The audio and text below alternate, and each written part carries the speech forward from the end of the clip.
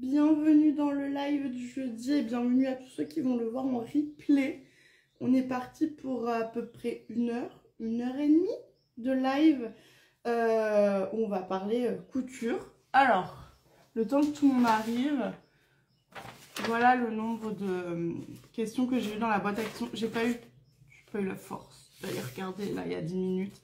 Je les ai faites en milieu de matinée. Pardon si j'ai loupé des questions. J'ai pas pris de stylo, je suis une touriste. Alors, on va juste prendre le temps de réunir les affaires pendant que tout le monde prend le temps de venir.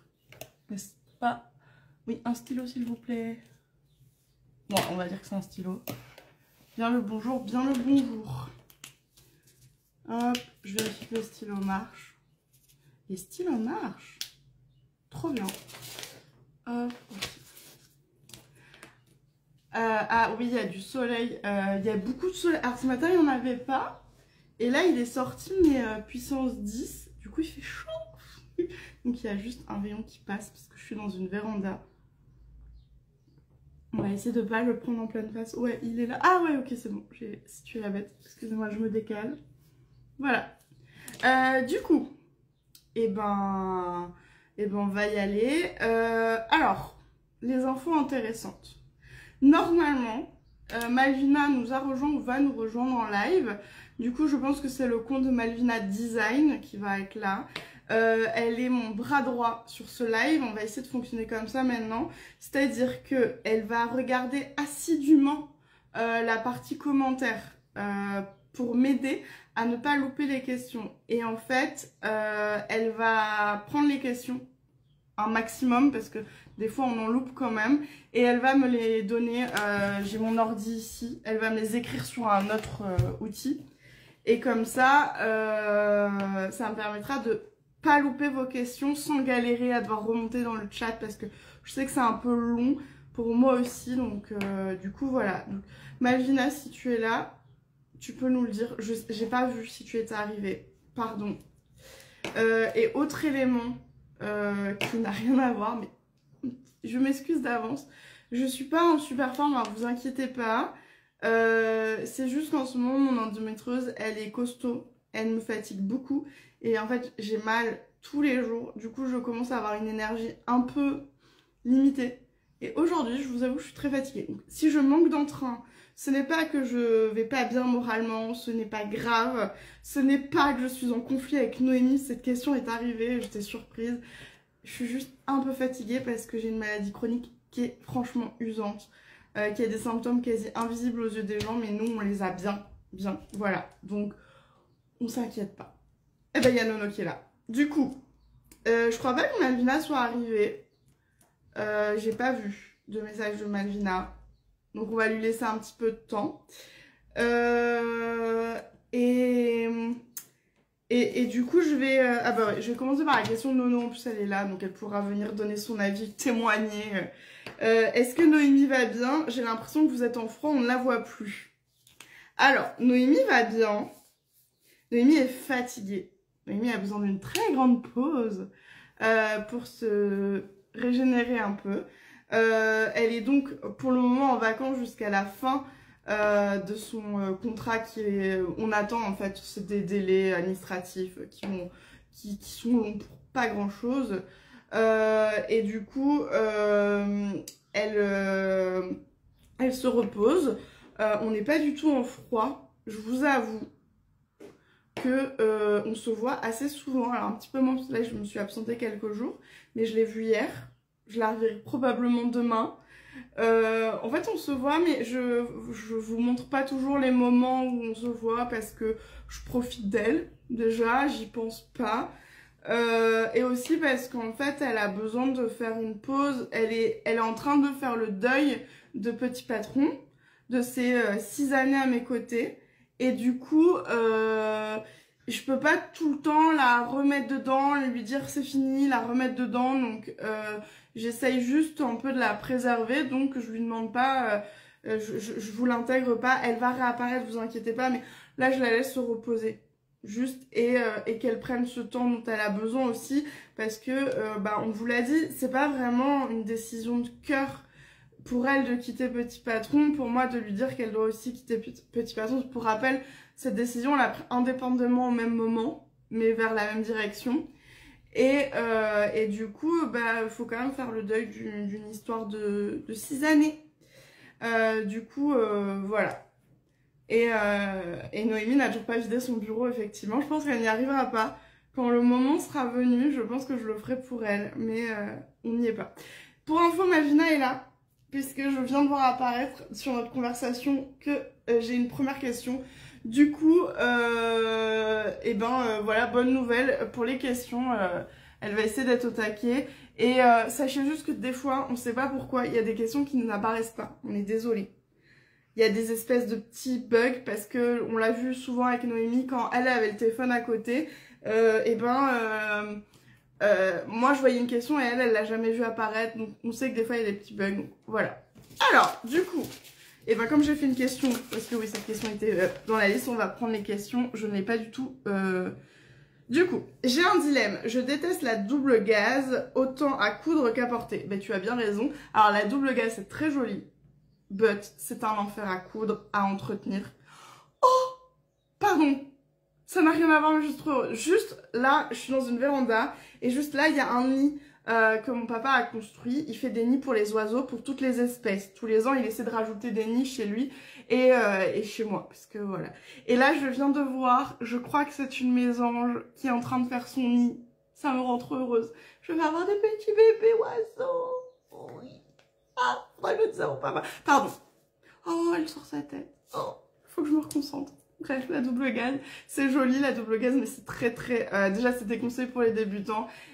Et même les gens expérimentés, c'est très chiant à coudre. Donc si vous trouvez que que vous y arrivez pas, c'est pas vous, hein, c'est le tissu qui est le problème. Bref, c'était pas ça la question. J'ai flashé sur les double gazes toiles de Jouy de chez les Coupons Saint-Pierre. Je savais même pas qu'ils avaient fait ça. Pourtant, je suis allée chez les Coupons Saint-Pierre lundi à Paris. Et je ne les ai pas vus, donc peut-être que c'est que en ligne. Tu penses que ça irait pour Kate ou ça fera parachute? Ne pas se concentrer sur les deux oiseaux qui font leur nid.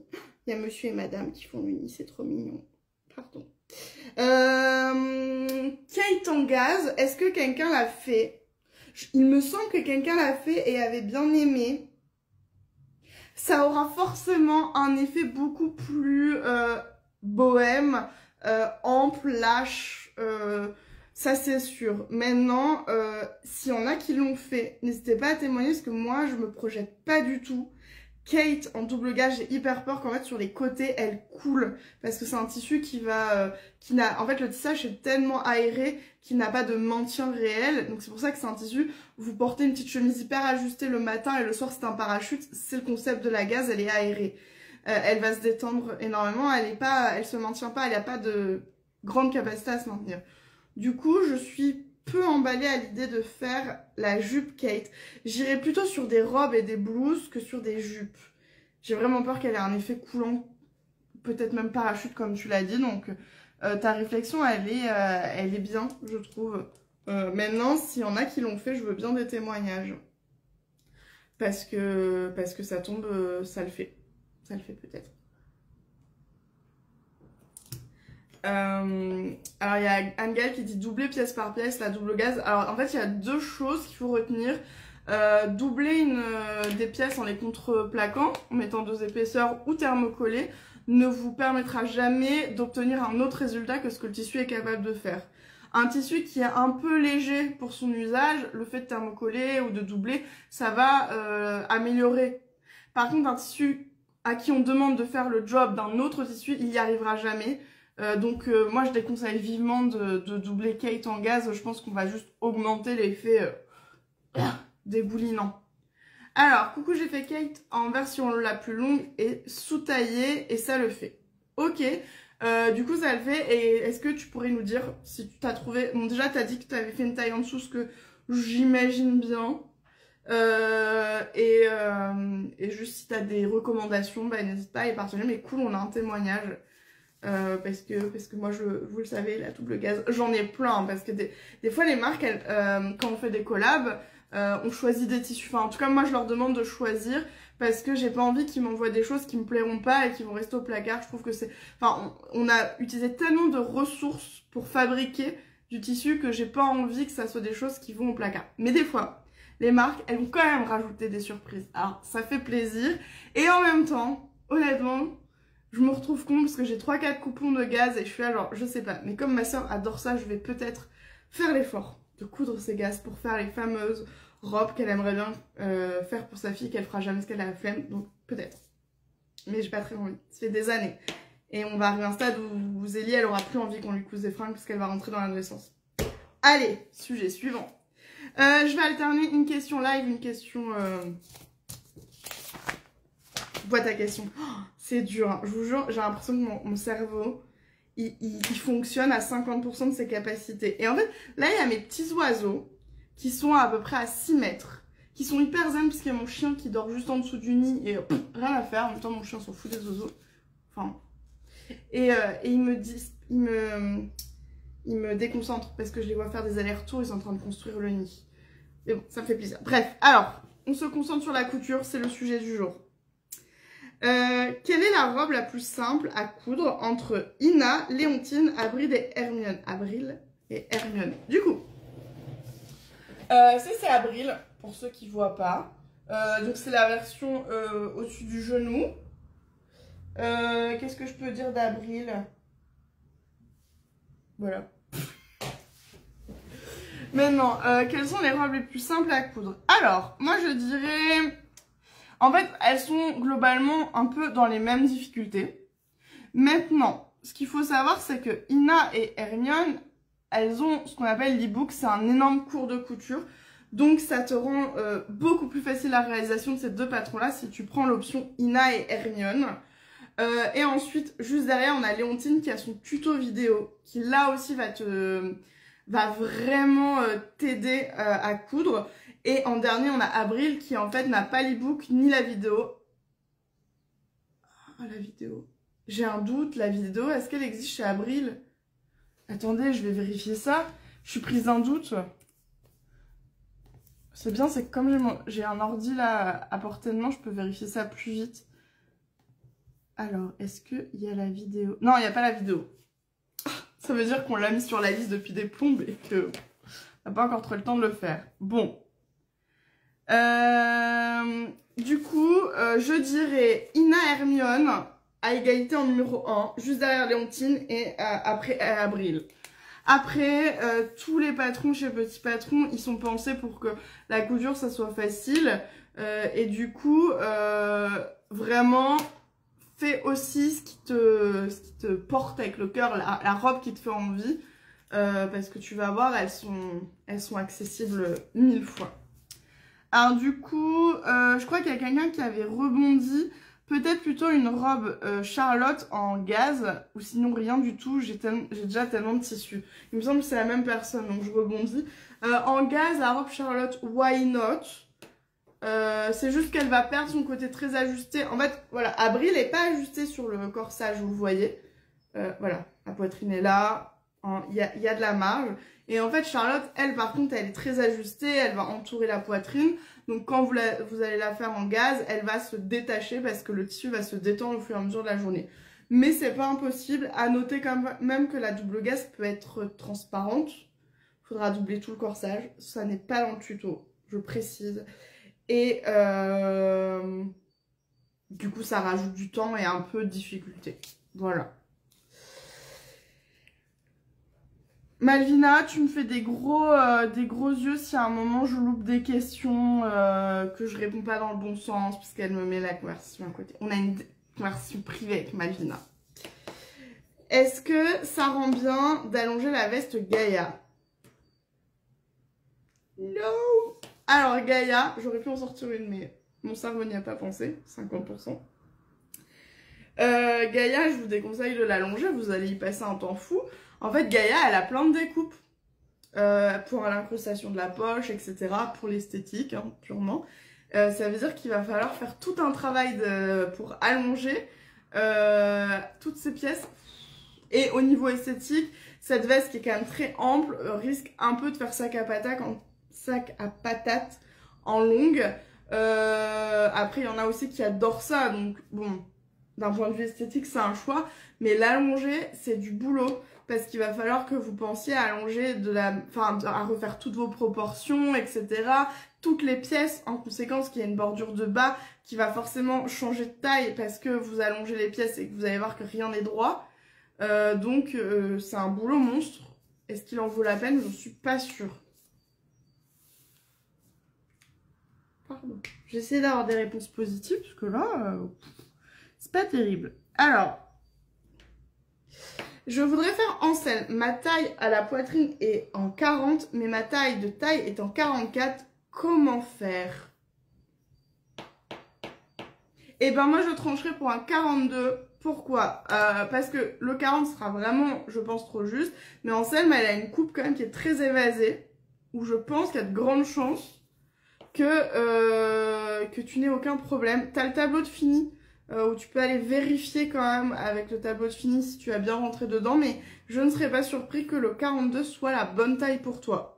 Tu as un entre-deux où je pense que ça t'ira nickel. C'est ce que je ferai. J'ai envie de te dire fais une toile, mais je comprends que pour un manteau, disons que n'utilise pas un tissu qui vaut super cher pour ton premier encellement.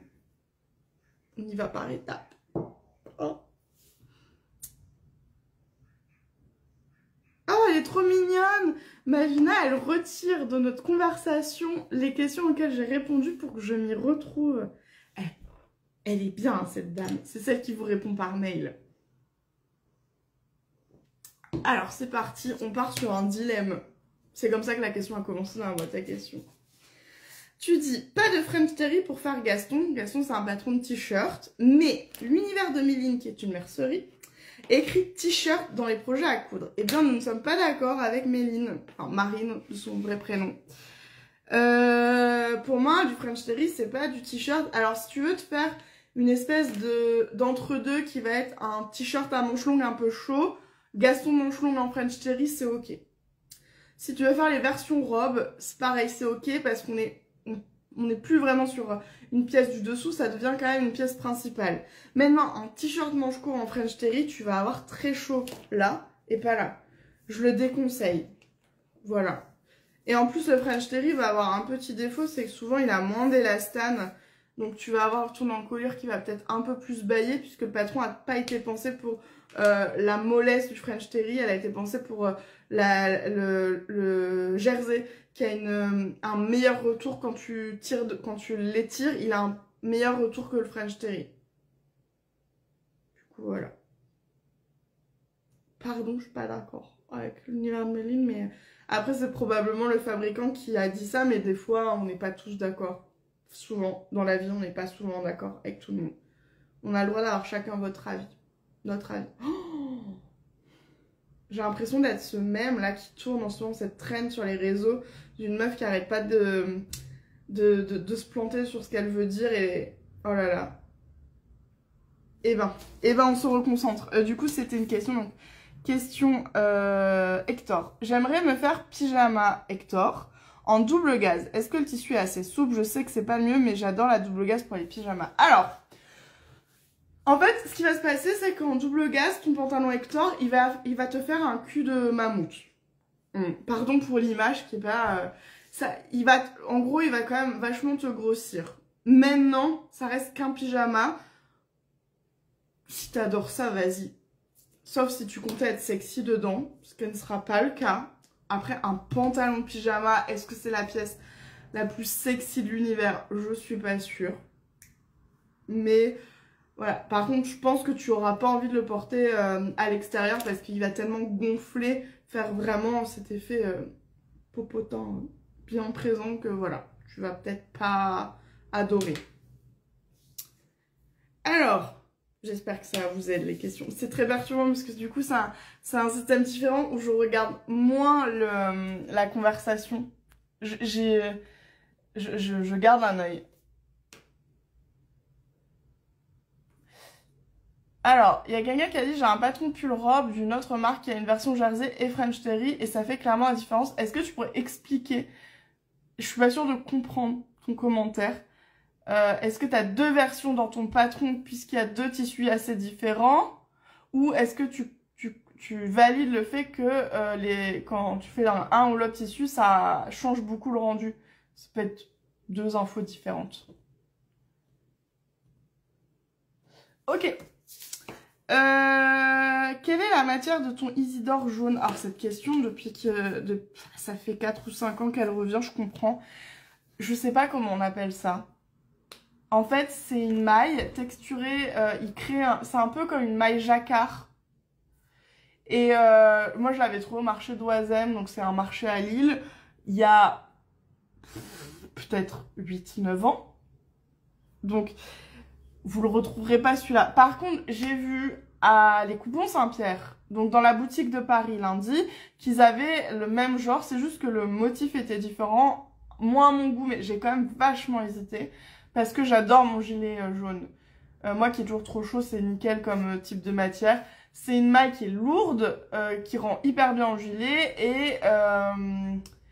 et qui est vraiment sympa. Par contre, c'est pas le tissu le plus chaud pour un gilet, mais moi ça me va vraiment 1000 fois et puis je trouve que ça tient dans le temps.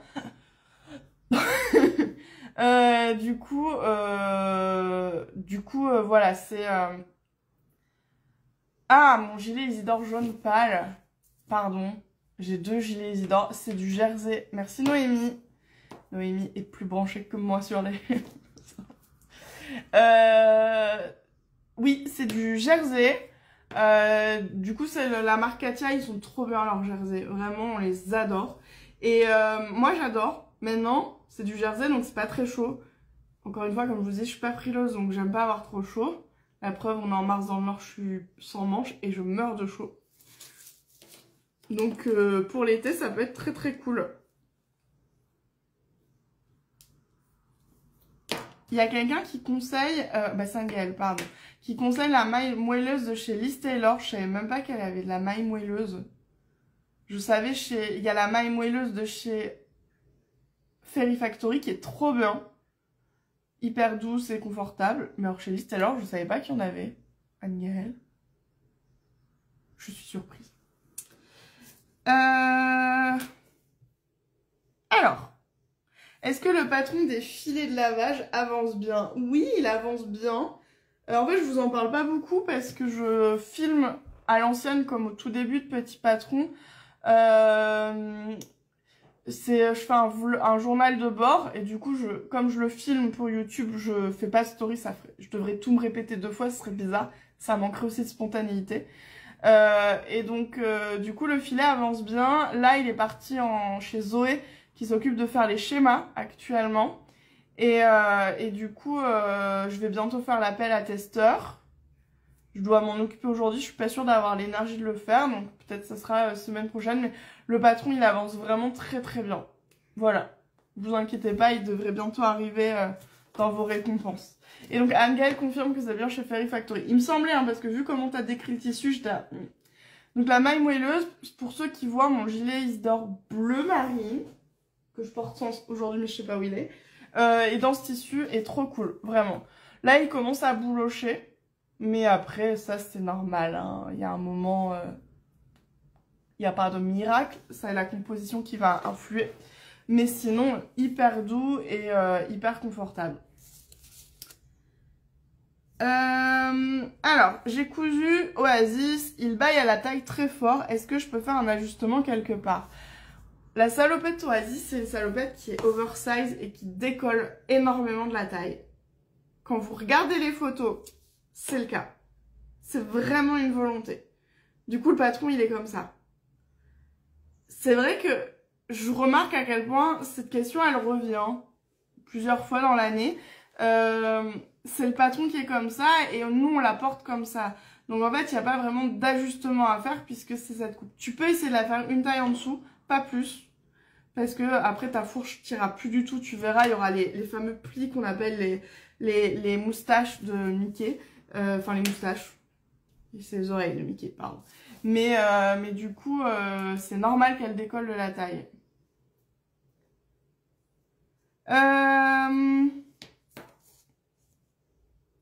Pardon, hein, je suis vraiment pas... Pour ceux qui ont loupé le début, je suis très fatiguée aujourd'hui. Est-ce qu'une maille ottoman serait adaptée à Isidore? Je viens de découvrir ça. Alors la maille ottoman, j'y vois pas d'inconvénient. Faut savoir que c'est une maille qui est très très lourde. Ton gilet va être lourd. C'est pas une maille très chaude. C'est une maille fine, enfin dans la catégorie fine. Mais tu peux. Je vois pas de contrainte particulière à le faire. Mais il faut que ça soit une maille. Parce qu'il existe aussi de l'ottoman qui n'est pas de la maille. J'ai toujours pas compris pourquoi ça avait le même nom. Je suis pas assez technique là pour répondre. Mais voilà. Du coup, Oasis, c'est-elle compatible grossesse, style décolle de la taille? Oui, clairement au début. Après, jusque quand, je sais pas. J'ai pas testé. Mais au début, oui, elle est compatible grossesse. Voilà.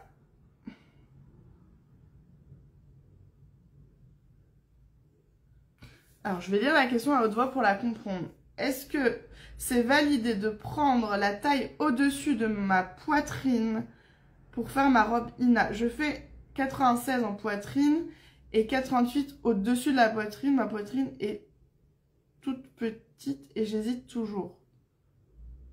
J'ai pas compris la question. Je suis désolée, j'ai pas du tout compris la question. Est-ce que c'est possible de reformuler? Je comprends pas pourquoi faire une taille au-dessus. Je vois pas. Si quelqu'un a mieux compris que moi, je suis complètement pour. Alors, les natricotes, tu dis que ta fourche est déjà juste, ça veut dire que la salopette elle est à ta taille, mais que le fait que ça décolle, ça te surprend. Tu l'avais peut-être pas vu, on l'a écrit aussi. Mais c'est normal pour Oasis. Bon, je vais attendre que cette question soit plus expliquée, parce que j'avoue ne pas la comprendre. Ça tombe, Madina va me dire, mais si, enfin. Je ne sais pas, mais voilà. Alors, peut-on ne pas mettre de coulisses sur la chemise Axel? Alors, en couture, il y a une règle, tu fais ce que tu veux. C'est toi qui couds, c'est toi qui fais. Donc, il n'y a rien qui t'empêche de pas mettre de coulisses. Il faut savoir que ta chemise sera très courte, peut-être l'allonger. Et elle va être dans une forme très bizarre. En fait, il faut savoir que le patron, quand il n'y a pas de coulisses, il est comme ça pour pouvoir offrir un beau blouson quand on resserre. Donc, c'est pas autant une chemise droite, c'est joli, autant une chemise comme ça, c'est pas très joli. Je suis pas sûre que ça soit beau. Mais tu peux essayer. Tu peux. Mais je suis pas convaincue que ça soit très très joli. Alors, où trouver des tissus de filet, je pense, sur internet, quels sont les critères? C'est une bonne question. Je dois chercher les endroits. Moi, je les ai trop en magasin, donc c'est vrai que... en plus, il n'y a pas besoin d'en acheter beaucoup. Mais celui que j'ai acheté quand j'étais à Paris lundi, c'est ça, c'est du filet que vous allez tous reconnaître, puisque les affreux chasubles qu'on nous mettait en sport à l'école, qui puaient la transpi parce qu'ils étaient lavés une fois par an, c'est cette matière-là. Bah ça, c'est typiquement la bonne matière pour faire ces filets de lavage. Donc moi, je les ai achetés chez Sacré Coupon. Je ne sais pas s'ils ont un site en ligne, je vous avoue. Après, je vous ai mis en fait dans le patron des références de noms de tissus. Et je dois regarder un petit peu si j'ai des liens exacts de boutiques qui vendent. Faut que je demande aux boutiques que je connais si elles ont les tissus adaptés. Parce que des fois, chaque boutique a un peu son nom. Donc c'est pas toujours simple de les trouver. Donc c'est une enquête qui est en cours. Du coup, voilà. Ok. Bon, apparemment, il y en a chez ma petite mercerie. Bon, c'est pas mes super copains, ceux-là, mais... Passons. Il doit y en avoir dans d'autres boutiques, plus quali. Comment tu vois l'avenir de ton entreprise avec l'augmentation des prix? Cette question, je me questionne toujours sur ce qu'elle veut dire. Il y a ceux qui sont persuadés que c'était une connerie d'augmenter les prix parce que personne l'a fait, donc c'est une bêtise. Je suis heureuse de vous rassurer, tout va bien. Nous n'avons eu aucun changement de nombre de commandes. Ça n'a pas du tout freiné les gens. On a même des effets très positifs qui sont qu'on a beaucoup plus de premiers achats qu'avant. Et le premier achat, c'est le graal de toute entreprise parce que c'est possiblement un client qui revient, c'est un client de plus et pas un client qui est là tout le temps. Donc ça va. Comment je vois l'avenir? Du coup, je vais séparer la question en deux parce que pour moi, elle n'a pas un énorme sens entre comment... Enfin, ou alors, est-ce que tu voulais dire, est-ce qu'il y a des choses qui vont changer? Peut-être. Ah, ouais, peut-être. Moi, je sais que je suis très à l'aise maintenant. Forcément, ça m'a stressée. Mais je suis très à l'aise avec ce changement-là. Déjà parce qu'il est positif. Là, bientôt un mois après, ça se passe bien. Et je le trouve beaucoup plus cohérent parce qu'au vu du travail que demandent nos patrons chez Petit Patron, bah il y a du sens. Je vais me décaler encore hein, parce que j'ai le soleil qui arrive. Et du coup, bah au moins j'ai l'impression de plus travailler pour un patron qui s'appelle Chine en gros, enfin entre guillemets, mais qui a un peu plus de respect dans le travail. Donc ça, je trouve ça super. Et ce que j'aime bien, c'est que je retrouve le goût de passer vraiment du temps sur mes patrons. Parce que à la fin, comme il est vendu au juste prix, je n'ai plus l'impression de faire trop de travail pour ne pas gagner ma vie, en fait, de travailler gratuitement. Voilà. Maintenant, je sais qu'il y a plein de choses qui vont... Enfin, c'est pas que ça va changer, mais vous attendez pas à avoir une cadence de patron énorme. Déjà parce que forcément, vous avez connu une époque où Petit Patron avait 6 personnes. Donc à 6, on fait plus que à 2-3. Donc je dis 2-3 parce que vous avez Malvina qui est toujours là en freelance. Vous avez Zoé aussi qui est là et qui est une sacrée aide pour moi. Peut-être qu'il y aura Noémie en freelance après. Ça, on n'a pas de réponse. Je vous tiens au courant évidemment. Mais il y a aussi en face le fait que moi, en fait, mes maladies et principalement l'endométriose, elles prennent de l'ampleur, on le sait, aujourd'hui ça se soigne pas et les médecins en ont un peu rien à secouer, on va pas se mentir. Et du coup, moi je sais que je travaillerai plus à temps plein, je ne sais plus le faire, je n'ai plus la capacité physique. C'est pas mental, c'est physique. Je travaille à peu près pour le moment à mi-temps, on verra bien. Si j'arrive, j'essaye de mettre plein de choses en place pour justement être moins victime de tous les symptômes, mais il y a un moment, il y a les symptômes, tant que tu peux pas les soigner, tu peux difficilement lutter contre. Donc je vis avec, et pour vivre avec, je vis moins vite. Donc voilà, je compte bien vous faire le vote pour le prochain patron, parce que ça me démange de me mettre sur le prochain patron. Il y a des choses que je voulais faire avant, mais en fait, je vois bien que je suis plus lente parce que je suis toute seule et qu'en plus, je suis très diminuée ces dernières semaines où là, où je suis vraiment dans une période de grosse crise. Et du coup, je vais m'attaquer au nouveau patron. J'en ai envie. Parce que j'ai presque fini le filet. Là, il part dans la partie communication, qui à la base est ce que je préfère. Mais en ce moment, j'avoue que ça me démange de refaire de la couture, du modélisme, etc. Donc j'ai hâte de commencer le prochain patron. Donc il va falloir que je lance le vote. Voilà. Alors, du coup, je crois que j'ai eu un complément. Ma poitrine fait 88 dessous, mais ma vraie poitrine fait 96. Ah, ok. En fait, elle a un petit bonnet, mais une grande carrure. Ok. Et donc, elle a peur que sa Charlotte soit grande.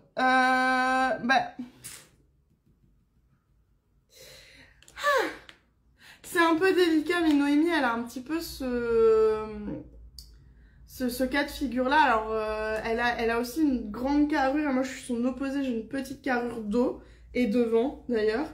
Et du coup, j'ai un gros bonnet. Mais oui, le bonnet n'a rien à voir avec la taille de ses seins. Voilà. On peut avoir un énorme bonnet et visuellement une poitrine qui est vue par les mascus comme ridicule, mais en même temps on s'en fout les mascus, on leur souhaite rien de bon. Du coup là pour ta robe Charlotte, je pense qu'il faut aller agrandir par le dos, faudrait aller rajouter un peu. Je vais en parler à Noémie, pense à me faire un MP. Comme ça, je vais lui parler de mon idée et on va voir si elle est d'accord. Si elle aurait fait pareil. Ça, je dis pas de bêtises en live, au moins je peux réfléchir au calme, mais je pense qu'il y a des choses qui sont possibles. Donc fais-moi un petit MP pour que je ne t'oublie pas. Parce qu'une fois que le live sera fini, je vais passer à autre chose. Et pardon, j'oublie tout. Mais j'oublie tout. Les anniversaires, tout. Vous inquiétez pas. Est-ce que j'ai loupé l'anniversaire de Malvina? Pas encore, hein. Hein, Malvina? On est d'accord que c'est le mois prochain ton anniversaire. Mon Dieu, je panique. Si j'ai oublié, je suis désolée. Pardon. Bon, on va voir que je vois qu'il y a plein de questions qui sont arrivées, donc on y va. Dans une mercerie, on vient de me proposer un pied pour machine à coudre pour faire les ourlets mouchoirs. Avez-vous un avis? Alors, j'ai pas pensé à sortir le pied. Je l'ai ce pied. Sur le principe, il est génial. Franchement, il fait tout le boulot en une fois. Dans l'usage, il est... Franchement... Alors, déjà, on peut utiliser que sur des tissus très fins et fluides. Mais pas trop fluides. Mais il faut quand même qu'il soit fluide. Faut pas qu'il soit trop raide, faut pas qu'il soit épais. Donc, en gros, max une popeline. Mais attention, la mousseline, ça passe déjà à limite plus. Parce qu'en fait, il est très capricieux et il sort très vite le tissu. Il faut toujours réenclencher, mais du coup, il faut découdre parce qu'il y a des zones qui n'ont pas été cousues. Et moi, je trouve que c'est super dur, comme souvent les ourlets, on les fait en rond. C'est hyper dur de finir. Parce que il peut plus enfin, je trouve que, en fait, ce pied, il demande un temps infini à maîtriser qui vous prendra plus que le temps de faire tout votre ourlet. Donc, je suis pas super convaincue par ce pied. Alors, en plus, oui, comme dit Anne-Gaëlle, il fait pas les coins quand il y a des angles, effectivement, et on pourra pas faire les angles. Du coup, oh, Malvina, elle m'a rappelé sa date de naissance. Attendez, je la note. Eh ben super, parce que j'allais clairement pas dire cette date-là, j'allais dire le 21. Bon, déjà ça, je suis pas en retard. Wouh! Ouais, il y a plein de gens qui témoignent. Le départ est compliqué, avec le pied, c'est vrai. En fait, je trouve qu'il est trop capricieux pour ce qu'il est censé faire, c'est-à-dire vous faire gagner un max de temps. Et comme il a plein de tissus avec lesquels vous n'allez pas réussir à l'utiliser, je trouve ça juste... c'est pas l'outil le plus exceptionnel qu'aient fait les créateurs de machines à coudre. Mais je pense qu'il y en a qui l'aiment bien. Mais c'est vrai que moi, ce qui me tue, c'est que quand je regardais à un moment, j'essayais de l'utiliser, donc je regardais les tutos, et en fait, je sentais que les gens avaient fait un tuto pour dire de faire un tuto, mais pas pour un usage réel, parce que tous nous montrent juste démarrer et faire un peu quelques centimètres, mais personne ne parle de l'utilisation dans son ensemble, donc de finir, et en fait, je crois que personne l'utilise réellement, enfin, en tout cas, pas beaucoup. Par contre, ceux qui sont sur les machines industrielles, c'est pas les mêmes, et ils sont incroyables. Pas du tout les mêmes, mais vraiment trop bien. Du coup, voilà. Et je pense qu'il y a d'autres gens qui ont mis des avis que j'ai loupés. Pardon.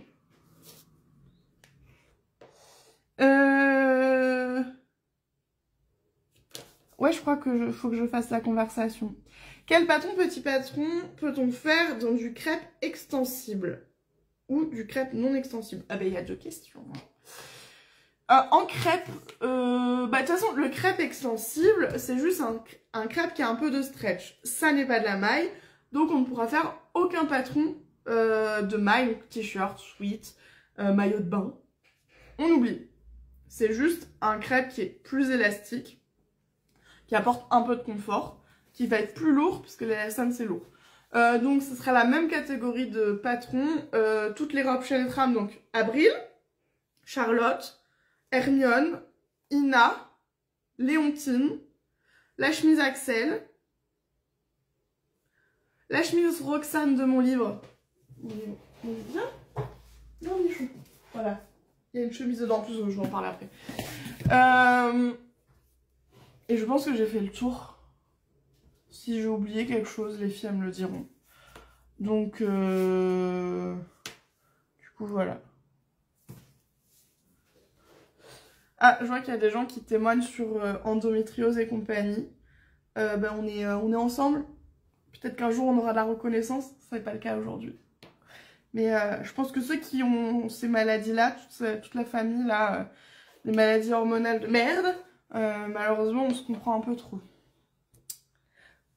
Alors, Quel patron, petit patron pour coudre avec du brocart? J'aurais pu réfléchir à cette question. Ah non, je l'ai pas fait. Le brocart, c'est un peu, ça ressemble un peu au jacquard. Mais c'est pas la même manière de tisser. Ça va être un tissu qui à la base était plutôt un tissu d'ameublement. On a très peu de vrais brocarts d'habillement, mais ça existe. C'est un tissu qui a du fil de lurex qui brille, donc il y a un risque qu'il soit grattant. Et c'est une info très importante, je trouve. Chez Petit Patron, on va pouvoir faire les accessoires, les sacs, les pochettes, pas de problème. En vêtements, moi j'irai pas au-delà de la jupe Moana, la jupe Céleste. Parce qu'en fait, les robes, j'ai hyper peur qu'il soit trop épais ton tissu. Déjà, Hermione, Avril, Ina, c'est sûr que c'est... Non. Et peut-être Charlotte. Mais elle va... Moi, j'ai une Charlotte qui est pas en brocart, mais un tissu un peu dense comme ça. Et elle a un côté très robe de princesse. Hein. Elle est imposante. Mais en plus, elle a un gros défaut. Elle gratte. Donc, faut juste faire attention au fait que le brocart, ça a un côté un peu irritant pour la peau. Donc, c'est plutôt des vestes Gaïa, tu pourrais la faire, mais du coup, peut-être aller chercher chez des marques de patrons qui ont des vestes doublées. Ce sera plus adapté, je pense. Ah, mais je l'avais déjà stabiloté. Alors...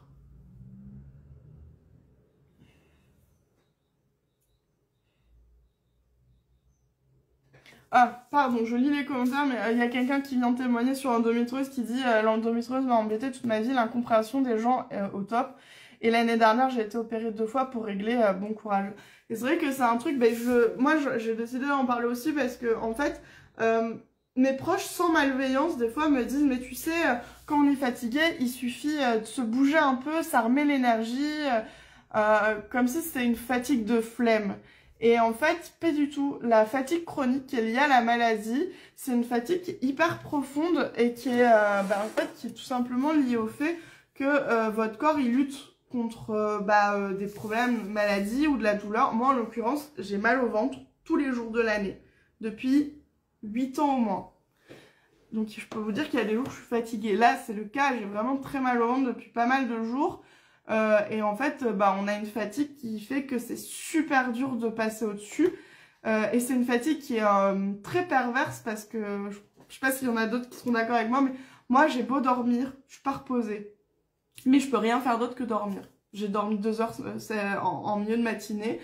Et des fois, le week-end, je passe mon week-end à dormir. Et mon mari a appris en fait à reconnaître une fatigue un peu de journée chargée, peut-être du stress, enfin voilà, la fatigue un peu du quotidien et ma fatigue maladie. Et vraiment, je vois que maintenant, il voit parce que quand la dernière fois, j'étais vraiment fatiguée, il m'a dit mais va dormir et j'ai dormi mais des heures. J'ai fait une sieste toute l'après-midi et il m'a dit je t'ai pas réveillée, on avait un programme mais on l'a pas fait. Il dit j'ai vu que t'étais vraiment trop fatiguée, que t'en aurais pas été capable. Et ça, c'est un truc, c'est dur parce que faut le vivre pour comprendre cette fatigue-là.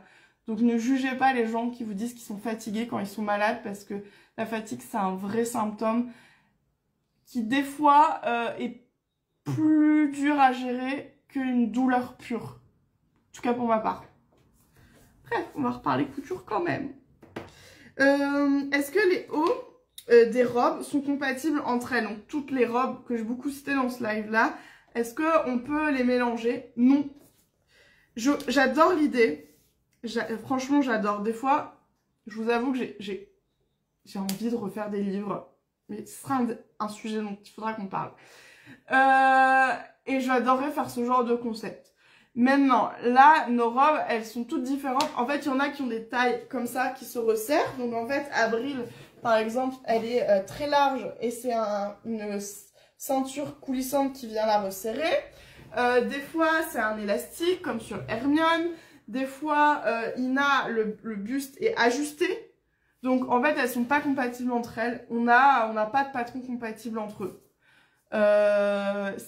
Franchement, c'est un concept que je trouve génial, sur lequel j'avais bossé pendant mes études, mais que j'ai pas reproduit parce que c'est un boulot monstre sur du très long terme. Et en fait, ça impose aussi de rester dans un seul style parce que tu es obligé à un moment d'avoir une ligne qui coïncide. Donc, tu peux pas tout faire. La seule chose que tu peux faire, par exemple, c'est le bas de Avril. Donc, c'est la robe que j'ai là. Elle a plusieurs volants. Tu peux très bien mettre le bas de Avril à la place du bas de Charlotte, qui, elle, est un seul volant. Et inversement. Ça, c'est un truc que tu peux faire, par contre. Ouais. Du coup. Oui, bah voilà, tout le monde va. Et du coup, Chabril, parce qu'on a fini par l'appeler Chabril avec Noémie, et on vous a fait un tuto vidéo sur ma chaîne YouTube. Vous allez voir comment faire. Alors, c'est hyper simple, mais elle vous l'a quand même expliqué.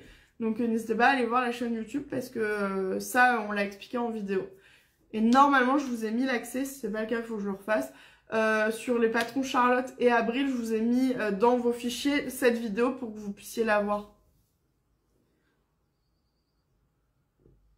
Alors, fun fact sur mon histoire d'oiseau. Mon chien s'est levé. Les oiseaux sont pas contents. Mon chien est parti. Les oiseaux sont plus contents, je pense. Ouais, ils retournent à leur nid. Oh, ça bosse dur hein, chez les oiseaux. La vache. Quelle aiguille utiliser pour coudre du Sweet Minky? Une aiguille jersey. Pour du Minky, j'utiliserai tout simplement une jersey. Si tes points sautent, une super stretch. Mais je suis pas sûre que ça saute sur du Minky, mais... si le point saute quand même, de la super stretch.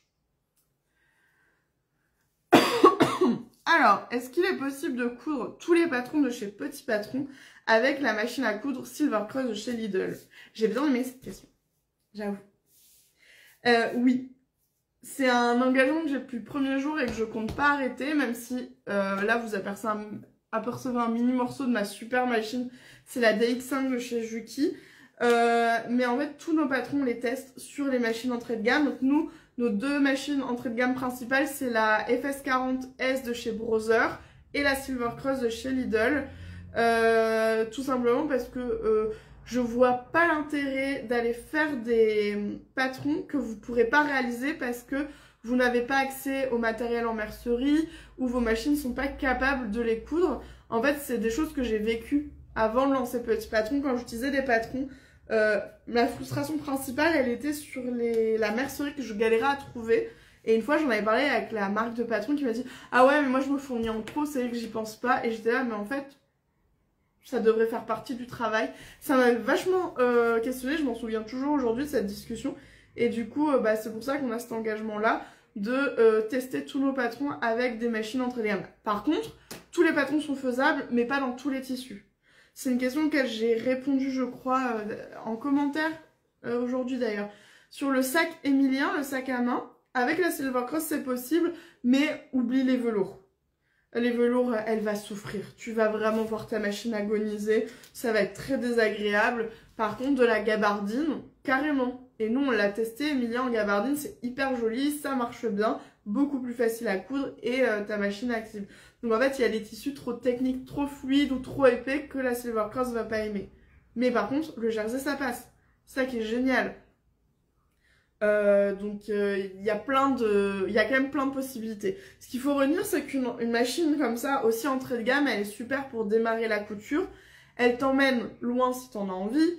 Mais le jour où tu vas passer à une machine du dessus, tu vas comprendre tout le confort que tu peux gagner, tout le temps que tu vas gagner, toute la qualité. Ton point va être plus solide, plus durable. Mais en tout cas, tu peux déjà faire plein de choses avec ton entrée de gamme. Par contre, faut pas hésiter quand on peut à changer de gamme dès que c'est bon, la couture est partie. Ça change une vie d'avoir une bonne machine. Et je parle pas forcément d'une machine hyper haut de gamme comme je parlais de la DX5, c'est vraiment la grande machine, plus de 1500 €. Tout le monde ne va pas investir là-dedans. D'ailleurs, il faut quand même se dire que j'ai fait toutes mes études et des années à travailler sans ce genre de machine. Maintenant, je suis hyper contente d'avoir ce confort-là. Merci Coudre et Broder, parce que c'est eux qui nous l'ont fait il y a quelques années et on les remercie vraiment. Mais du coup, il y a quand même des machines qui dites entrée de gamme qui vous font gagner en confort. Et je crois que Malvina, elle en a une très bonne, il me semble. Si c'est le cas, elle vous le dira, je pense, en commentaire. Oula, il y a eu trop de discussions, je ne vais pas suivre. Pardon. Je vais peut-être louper des infos. Alors, Est-ce qu'il y aura un article de blog pour mixer les patrons PP? Comme Noémie Provost-Chabry, peut-être qu'il y a d'autres mélanges. Ah bah du coup j'ai répondu non, puisqu'en fait on n'a pas d'autres patrons qui se mixent particulièrement. Moi j'avoue, c'est un concept que j'aimerais trop développer en livre. J'avoue. Maintenant j'ai à peu près 50 idées de livres et j'ai toujours pas pris de décision, enfin j'ai toujours pas dit que j'en referais un. Je suis toujours dans un stade... Enfin, en fait, il y a toujours mon mari qui me dit « Margot, c'était horrible quand tu écrivais des livres, t'étais pas bien. T'es vraiment arrivée au bout du bout, t'étais au fond du fond. T'es sûre? Pour le moment, on en est là. Mais les idées sont là, hein. Pardon. » Malvina, elle a la jubilée de chez Janum à 800 €. C'est une pépite. C'est ce qu'on appelle une machine entrée de gamme. Moyenne gamme, pardon. Moyenne gamme. Elles sont, maintenant, ça a augmenté, donc elles sont plutôt entre 600 et 1000 € les moyennes gammes. Et en dessous de 500, c'est de l'entrée de gamme. Du coup, des fois, je suis là, prenez pas une à 450 parce que ça reste une entrée de gamme. Prenez moins cher au début et montez après. Ça vaut le coup. J'ai entendu dire que tu allais te refaire une chemise de ton livre. Est-ce que tu vas faire un tuto vidéo? Alors, oui. Je vais pouvoir répondre à 2 questions d'un coup parce que on me les a posées. Donc, je vais me faire cette chemise-là. C'est la chemise Roxane. C'est le dernier projet de mon livre, La Bible Couture pour débutants. Un très bon livre qui n'est pas que pour les débutants. Alors, c'est... Oui, un très bon livre. Si, maintenant, il y a assez de commentaires positifs. Il est numéro 1 des ventes sur Amazon en loisirs créatifs. Je peux le dire, c'est un bon livre et j'en suis très fière. Voilà. Et cette chemise, je l'aime beaucoup. Moi, j'ai celle-là. Je peux plus me l'avoir en peinture. Je l'ai trop vue pendant l'écriture du livre. J'ai très envie d'en avoir une autre. J'en ai déjà fait une autre à fleurs. Et je me suis acheté ce tissu de chez Liz Taylor. Une bombe. Je suis super contente. Ça y est, il est lavé. Il a été séché par le vent. Merci. Donc, pré-repassé en plus, même s'il faut que je le décatisse encore. Donc, je vais faire ce projet-là. Et non, il n'y aura pas de vidéo. Pour une bonne raison. Alors, on va parler tunas, les gars. Vous êtes prêts? Quand je fais des patrons petits patrons, c'est mon entreprise. Je gère tout. Je fais tout. Je décide de tout. Je prends les risques, j'investis et je gagne les sous qui vont avec. Donc, il y a une équation qui se fait et c'est mon projet à 100%.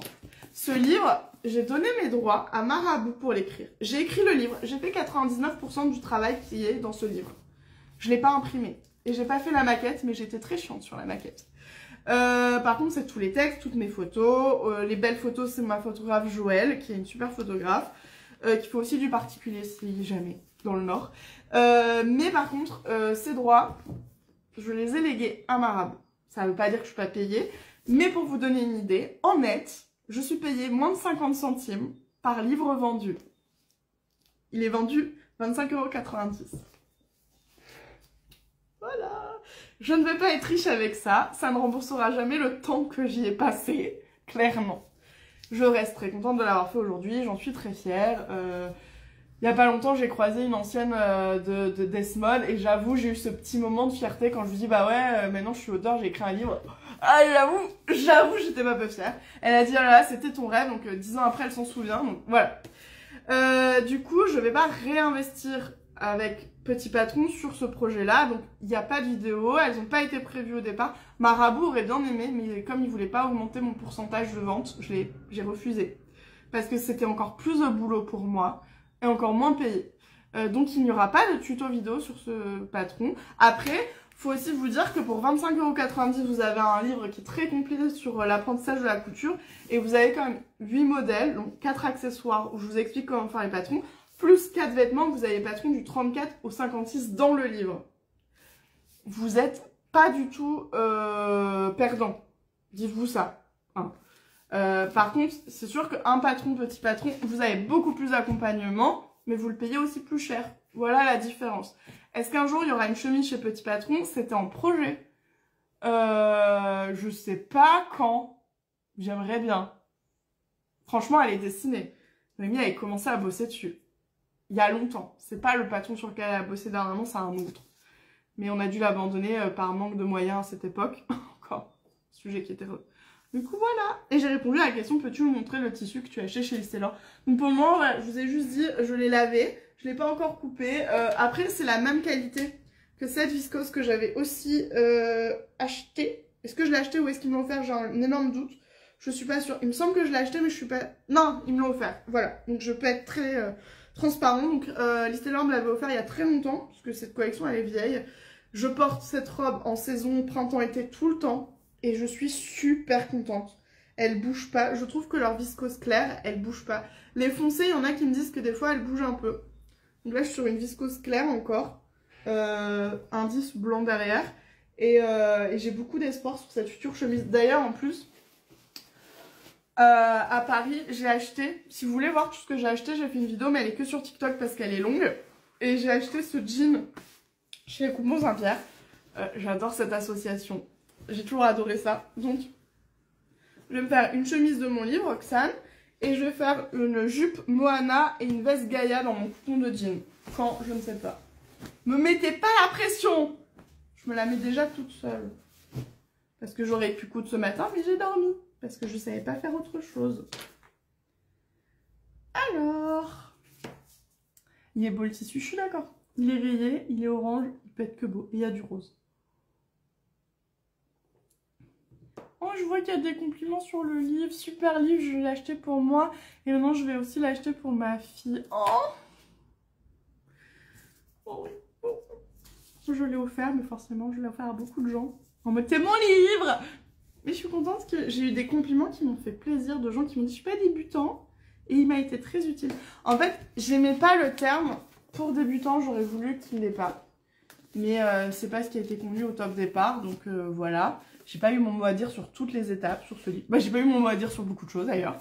Mais du coup, c'est pas un livre qui est fait que pour les débutants. C'est un livre qui vous met les bases ou qui vous les remet quand vous n'êtes pas débutant. Comment savoir quand on doit changer les aiguilles sur sa surjeteuse? Bah, un peu comme une machine à coudre. C'est-à-dire que si... ton fil il casse tout le temps, c'est probablement qu'à un moment, si tu as vérifié 3 fois ton enfilage et que le fil continue de casser, clairement, tu as une aiguille qui est moussée. Si ça fait 4 ans que tu n'as pas changé tes aiguilles, il est temps de le faire. Sauf si tu as utilisé que 2 fois, évidemment. Si ton tissu s'abîme, tu sais, ça fait des petits, ça tire des fils, donc ça fait un trait blanc dans ton tissu, change d'aiguille.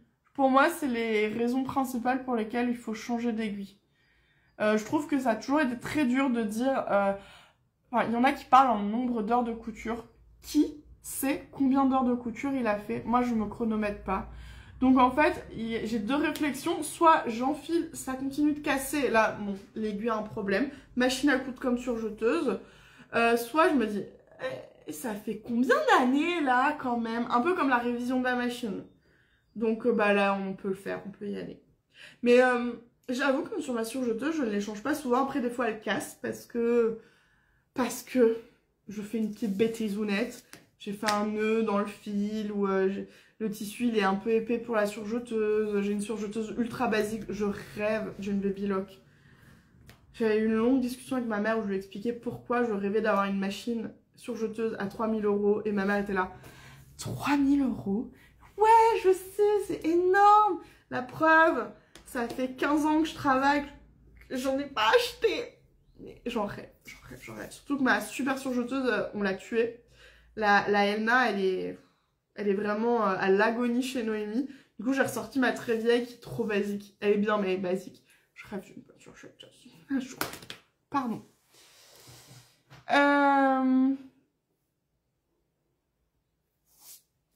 Pardon, je me reconcentre.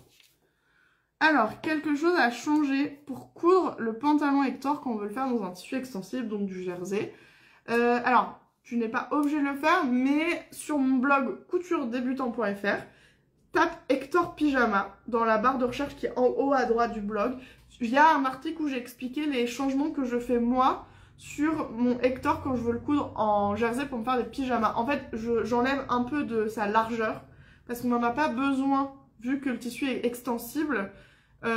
Mais si tu ne le fais pas, c'est pas un drame. Ça va bien se passer, il sera juste large. Bon, encore une fois, c'est un pyjama. Alors, est-ce que tu changes les aiguilles de surjeteuse quand tu passes de stretch à chaîne trame? Pas du tout. C'est des aiguilles, je vous explique pas. Alors, 2 infos importantes. Parce que ça s'explique. Je ne change pas d'aiguille, j'ai pas des aiguilles pour le stretch et chaîne trame. Est-ce que j'ai tort? Peut-être. J'en parlerai avec des réparateurs, mais on m'a jamais dit de le faire. Ce qu'il faut savoir par contre, là j'ai l'info, la surjeteuse, c'est fait pour la maille. Je suis désolée, c'est désagréable. On ne coupe pas avec une surjeteuse, c'est-à-dire qu'on n'assemble pas les tissus à la surjeteuse quand c'est pas de la maille, donc quand c'est non extensible, parce que le point a été pensé pour la maille et votre machine à coudre est censée coudre que du chaîne et trame. On lui a rajouté quelques points pour faire de la maille, elle le fait. C'est pas parfait, mais elle fait quand même bien son travail. Par contre, une surjeteuse, en fait, si vous cousez tous vos vêtements à la surjeteuse, ça va finir par craquer. Parce que le point, il a été fait pour être élastique et il va pas supporter la non-élasticité de votre tissu. Donc, techniquement, j'assemble tous mes vêtements, moi, en maille à la surjeteuse. Les aiguilles sont adaptées. Je fais en plus le point de surjet sur le côté, qui est juste pour enfermer les tissus, éviter qu'ils s'effilochent. Ce point-là, il enferme les tissus, il n'a pas vocation à assembler les tissus et faire en sorte, c'est pas la couture. Donc, c'est pas grave de pas changer d'aiguille. Pour moi, c'est ça l'explication. À vérifier auprès d'un professionnel, mais en tout cas, on ne change pas d'aiguille. Ah bah j'ai lu une question, alors on y va. Ah, il est 14 h déjà. Ah ouais. Alors, désolé, je prends en cours, mais comme vous parlez de tissu, j'aurais aimé savoir quel était le tissu de votre gilet Isidore bleu que vous portiez ce matin. C'est de la maille moelleuse de chez Fairy Factory. Je la recommande 1000 fois, elle est géniale, vraiment. Est-ce que je peux allonger la parka Anselme au-dessous du genou? Alors, il faut savoir qu'Anselme, on la coupe pas souvent, nous. Elle a une longueur genou. Elle l'a déjà. Maintenant, si tu l'as faite et que tu trouves que c'est un peu plus court, tu peux légèrement l'allonger, il n'y a pas de problème. En fait, dans le patron, il y a une longueur spéciale genou qui a été prévue sur Anselme. C'est juste que, je vous avoue, que c'est pas celle que moi je porte, ni les filles. On l'avait fait parce que, à l'époque, Charlotte, qui était mon associée dans mon autre boîte, elle a été motivée par cette longueur, donc on l'avait proposée. D'ailleurs, on l'a cousu une fois pour elle dans cette longueur-là. C'est vrai que les photos, je les mets pas beaucoup, tout simplement parce qu'avec Charlotte, on est en très mauvais termes aujourd'hui. Du coup, même si j'ai les droits, j'ai pas envie de revoir sa tête. Donc, je mets plus trop les photos où elle est dessus. J'essaierai de vous trouver une photo où on voit pas où je couperai sa tête. Ça m'évitera de la revoir. Mais voilà, donc, mais la longueur existe déjà dans le patron.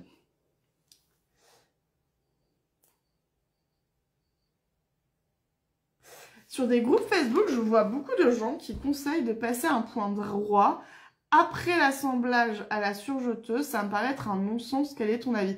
Est-ce que c'est sur des tissus du coup non extensibles? J'en vois pas l'intérêt. On le fait avant, pas après. Enfin, quoi qu'il arrive, je suis plutôt d'accord avec toi. Je n'en comprends pas l'intérêt. Ça me paraît être une énorme perte de temps. J'aimerais bien qu'il nous explique pourquoi. J'ai pas... je comprends pas le sens de cette action. Donc je suis un peu d'accord avec toi. Le gilet Isidore, est-ce qu'on peut le faire avec n'importe quel tissu? Non. Il n'y a aucun patron sur cette planète que tu peux coudre dans n'importe quel tissu. Il y a toujours des tissus qui sont adaptés. Pourquoi? Parce que le gilet Isidore, il est en maille, il a besoin d'être extensible. Donc si tu le fais dans de la popeline, tu vas pas rentrer dedans, ce sera très inconfortable et il va craquer. À l'inverse, si tu veux une jupe en jean et que tu la fais dans de la mousseline, ta jupe, elle va dégouliner, ça va faire sac à patate et tu vas pas du tout être bien dedans puisque le patron avait été pensé pour du jean. Il y a un moment, les épaisseurs, les textures, l'aplomb, le poids du tissu va donner un style au patron, enfin au modèle. Donc non, tu peux pas faire tout dans tout et c'est pour ça qu'il y a une liste de tissus recommandés. N'en sortez pas. Si vous voulez pas perdre de temps, ne sortez pas. Alors je sais qu'il y a... Alors, il y a longtemps, parce que ça fait très longtemps que j'ai pas utilisé de patron de votre marque, mais il y a longtemps, je me souviens qu'il y a des marques qui donnaient pas de recommandations, mais je pense qu'aujourd'hui, tout le monde s'est mis à jour là-dessus. Il y a toujours des recommandations, et après, si il n'y a pas de recommandations, c'est peut-être que le patron est à fuir. Parce que c'est pas bon signe. Non, c'est bon. L'abeille est de l'autre côté de la fenêtre. Je suis en train de faire une toile pour Andrea. Comment éviter que le point saute lorsqu'il y a trop de tissu? Tu peux essayer déjà de passer en aiguille super stretch. Détendre un peu ta tension, qui peut être un petit peu serrée. Si Tu as une machine qui a l'option pression du pied, tu peux la relever un tout petit peu. Mais c'est les machines moyennes et haut de gamme qui ont la possibilité en fait d'ajuster la hauteur du pied, qui va ajuster la pression. Et quand c'est trop épais, il faut juste la relâcher un peu.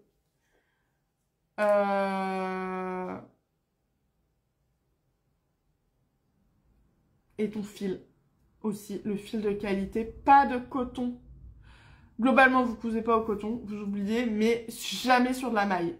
Ça peut être les explications que j'ai pour ton point qui saute. Est-ce que je peux faire le sac Émilien en coton? Du coup, je le thermocolle. On va prendre un instant. Tu n'es pas coupable. Mais tous ceux qui te disent, dans les magasins, dans les patrons, le coudre en coton, sont à bannir du monde de la couture. Le coton n'est pas un tissu, ça veut rien dire. C'est comme si tu voulais parler d'une glace à la vanille et que tu disais vanille. Tu veux vanille? Je sais pas ce que je veux à la vanille. Je veux une glace à la vanille. Et ben je veux un tissu composé de coton. On fait la différence entre la composition et le tissage. Après, je sais très bien de quoi tu parles. En gros, tu parles de crétonne, de popeline, toute cette famille, des toiles de coton. Tu peux le faire pour Émilien. C'est un peu fin, hein. Il va être tout mou, même thermocollé, il va pas avoir un beau tombé. Toujours ce même sujet de le tissu n'étant pas tout à fait adapté, il va être... il va faire tout mou et tout cassant en même temps. Par contre, dans les tissus assez proches, tu vas avoir le Canva, par exemple. C'est pas Émilien, c'est la sacoche Kali pour ordinateur. Elle est en Canva de chez Katia, c'est compatible. Il y a la gabardine de coton aussi qui est nickel. Et qui est assez facile à coudre et qui sera, je pense, adapté à ton envie. Comment faire un billet dans du jersey?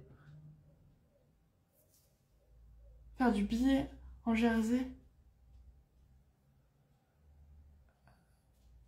Je le ferai pas. Oh, j'avoue, je le ferai pas. Ah, déjà, comme c'est pas un tissu chaîne de trame, ça peut pas être la même technique, il n'y a pas de sens billet sur du jersey. Est-ce que du coup tu coupes juste des bandes droites? Oh, je sais pas. Je le ferai pas. Il existe des billets tout faits, donc c'est... Mais pour moi, je me suis toujours dit, c'est une fabrication spécifique. C'est pas coupé à partir du tissu. J'ai peut-être tort, par contre. Je garantis pas l'info. Qu'est-ce que je pense de la mousse résine pour la tenue des sacs? Alors, on l'a testé une fois. On n'a pas aimé. Je vais juste vous dire pourquoi on n'a pas aimé. Là, c'est la résine, je crois que c'est Viseline qui fait ça. Elle est épaisse. Donc déjà, pour la thermocoller, on y a passé des heures à la presse à chaud. Donc une vraie presse, pas au fer. Elle s'est décollée quand même. Mais vraiment, je crois qu'à la fin, on passait 10 minutes par zone. Juste la zone. Et elle s'est quand même décollée. Ça nous a gonflé. Est-ce qu'on n'avait pas la technique? Franchement, j'ai envie d'y croire. Peut-être qu'on n'avait pas la technique. On a regardé la notice. Nous, on n'a jamais réussi. Mais en plus, elle est trop épaisse. Nos machines familiales, elles n'arrivent pas. Même là, on l'a fait à la DX, mais on transpirait pour la coudre. On a abandonné tellement on trouvait que c'était trop épais. Le principe est génial. Mais nous, on n'en a pas eu une expérience très positive, je dois dire. Celle que vous entendez, c'est Flo Combat. Viens te montrer dans ce cas-là. Je vais vous la chercher, vous pouvez pas l'entendre râler sans la voir. Les oiseaux ont le droit de vivre leur vie d'oiseau.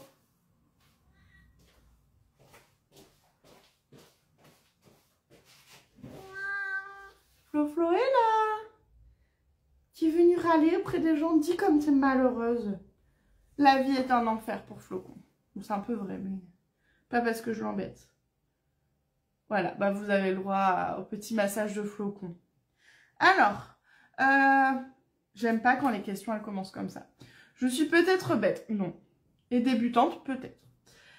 Mais je comprends pas, je pense, quelle quantité de tissu moelleux de chez Fairy Factory pour faire un gilet Isidore en taille 48. Et ben la quantité que le site te dit. Donc alors, je vais te dire ça. Je vais aller sur Isidore. Je sais pas si j'aurai des infos.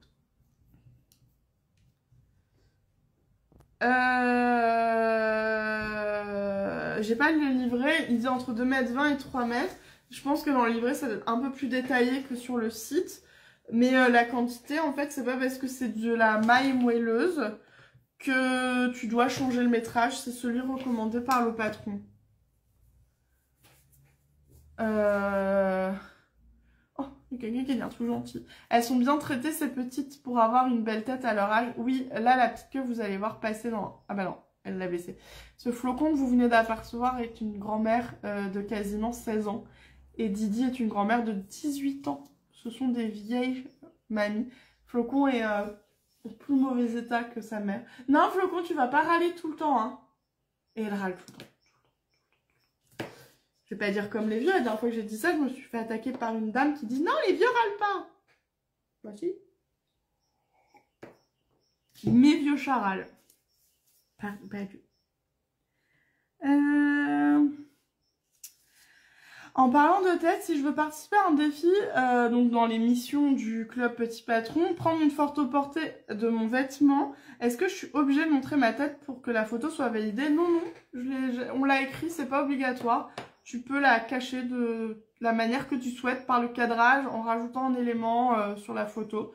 Mais en tout cas, il faut que tu me l'envoies tel que toi tu es d'accord qu'elle soit publiée, puisque moi je les reprends telles quelles.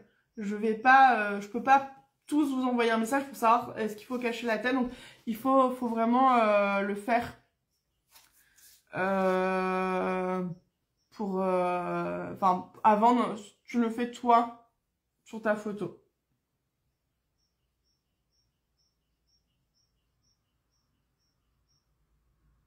Mais il y a plein de questions. Alors, pour faire Ina, comment faire pour avoir des fronces régulières? J'ai fait un cours sur la réussite des fronces. Il est disponible sur ma chaîne YouTube, Petit Patron by Couture Débutant. J'ai tout expliqué. J'ai donné toutes les astuces que j'avais en ma possession pour réussir ces fronces. Je vous rajouterai la vidéo. J'essaierai de la repartager. N'hésitez pas à me le dire en commentaire, en MP. Mais il y a une vidéo qui vous explique ça. Alors, on a fini ici. Du coup, je passe sur le site. Il y a quelqu'un qui a rebondi. Donc, si je comprends bien, on peut mettre du thermocollant pour faire du billet jersey. Non. On met jamais de thermo sur du jersey. Donc, non. Alors, j'ai eu un souci en cousant mon short sereine dans un jean avec un peu d'élastane. J'ai thermocollé les bords d'une ceinture et j'ai eu un gros problème pour faire la boutonnière. Tu veux dire que tu as eu trop d'épaisseur? Je crois que c'est ça la question. C'est la machine qui est capricieuse. Moi, je sais que c'est une astuce vraiment auquel on pense. Je trouve pas assez. C'est pas toujours simple de faire la boutonnière qui se trouve dans la ceinture parce qu'il y a pas mal de valeurs de couture, que nos machines, elles sont pas toujours super résistantes. Une machine entrée de gamme à moins de 500 €, elle aime pas faire ce genre de boutonnière, c'est indéniable. Bah, quand tu galères trop, il y a des retoucheurs dans toutes les villes maintenant. Tu peux lui demander de faire une boutonnière, il va te la faire sur une machine industrielle. Ça va vraiment pas te coûter très cher. Souvent, il va pour te la faire en direct en plus. Et du coup, ça peut être vraiment la solution. Par contre, si c'est la même personne qui dit j'ai une berlina et j'ai jamais eu de problème avant, peut-être que ton aiguille est fatiguée, ton thermo est trop dense, peut-être que c'est un thermo intissé qui épaissit énormément et qui cartonne les tissus, ça rend le souci. Maintenant, ça vient de la machine, le problème. Alors, voilà. Par contre, pour les retoucheurs, en fait, il y en a quand même plus qu'on pense, mais il faut les trouver, je suis d'accord. C'est pas toujours évident. Est-ce qu'il y a des annuaires pour ça? Peut-être. Peut-être.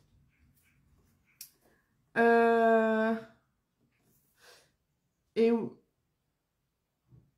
Ok. Est-ce que le filet à linge que tu prépares sera en plusieurs tailles? Il y aura 2 tailles dans le patron. Il y aura 2 tailles pour un seul, genre une culotte ou un soutif, et pour en mettre plusieurs. Donc, je sais pas quand il arrivera, mais j'espère bientôt. Promis. J'espère. Ouais. Je suis à la moitié du travail dessus. Et je sais pas quand je vais les finir. Là, j'attends mes petits schémas pour avancer un peu plus. Du coup, Et ben je crois que c'est bon. Je vérifie. C'est bon ici, c'est bon ici. Et 14h13, c'est pas mal, franchement. Je pense qu'on va pouvoir s'arrêter là pour aujourd'hui. Je vous dis sûrement à la semaine prochaine. Je crois pas que j'ai de trucs de prévu qui m'empêcheraient. Donc bah comme d'hab, je vous tiens au courant. Mais très probablement à jeudi prochain. À bientôt!